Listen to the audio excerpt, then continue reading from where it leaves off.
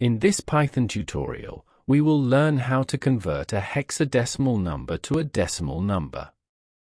To support us, you can subscribe to the YouTube channel and like the video. We can use the int function to convert a hexadecimal number to a decimal number. Two parameters are sent to the function. The first parameter represents the hexadecimal number.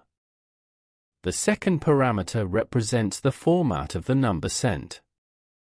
The integer equivalent of the sent hexadecimal number is calculated with this formula. Let's do a different example. Mathematically, the calculation is done as shown on the screen. We can better understand how the conversion process is done by doing a few more examples.